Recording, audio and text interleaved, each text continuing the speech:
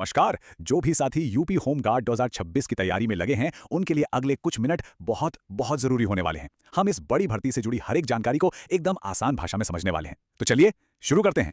सबसे पहले जरा इस नंबर को देखिए, 41,424।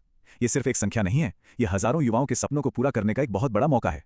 इतनी बड़ी भर्ती का मतलब है सबके लिए एक सुनहरा अवसर, और यही बात इस परीक्षा को खास बना देती है। आज हम 5 हिस्सों में पूरी बात को समझेंगे। सबसे पहले तो ये अवसर कितना बड़ा है ये जानेंगे, फिर परीक्षा का पैटर्न क्या है उसे समझेंगे, इसके बाद देखेंगे कि भाई किस जिले में कितना कंपटीशन है, फिर आखिर के 5 दिनों की एक जबरदस्त रिवीजन योजना पर बात होगी, और अंत में इसके बाद क्या करना है वो भी देखेंगे।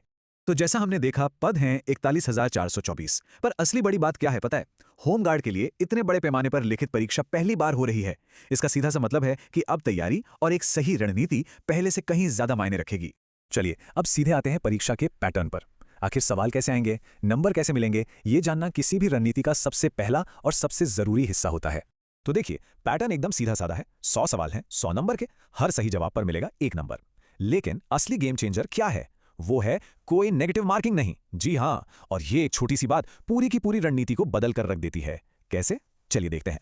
तो सबसे जरूरी बात यहां पर यह निकल कर आती है कि हर एक प्रश्न का जवाब देना है, एक भी सवाल छोड़ना नहीं है। सोचिए, जब गलत उत्तर के लिए कोई सजा ही नहीं है तो कोई भी सवाल छोड़ना मतलब सीधे सीधे अपने नंबर गंवाना है ना?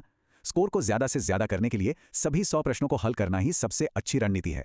अब आते हैं एक बहुत ही जरूरी बात पे। कट ऑफ जो है वो हर जिले के लिए एक जैसा नहीं होगा। कहीं पर कंपटीशन बहुत टफ है तो कहीं थोड़ा सा हल्का, और ये जानना बहुत जरूरी है ताकि अपना एक टारगेट स्कोर सेट किया जा सके।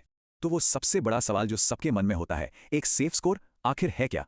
चलिए कुछ आंकड़ों की मदद से इसका जवाब ढूंढने की कोशिश करते हैं। इस चार्ट को देखिए, फर्क एकदम साफ दिखेगा। एक तरफ आगरा जैसा जिला है जहां टॉपर्स का स्कोर 85 से भी ऊपर जा सकता है, भदोही में भी 84 तक की उम्मीद है। वहीं दूसरी तरफ बहराइच जैसे जिले भी हैं जहां 70 से 72 का स्कोर भी दौड़ में बनाए रखने के लिए काफी हो सकता है। तो इसे ऐसे समझ सकते हैं कि आगरा, अलीगढ़ और भदोही ये सब हाई टारगेट जोन है, मतलब यहां कंपटीशन तगड़ा है।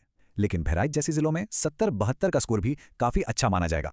ज्यादातर जिलों का जो औसत स्कोर है वो 68 से 70 के बीच रहने की उम्मीद है। तो लक्ष्य अपने जिले के कंपटीशन के हिसाब से ही बनाना होगा।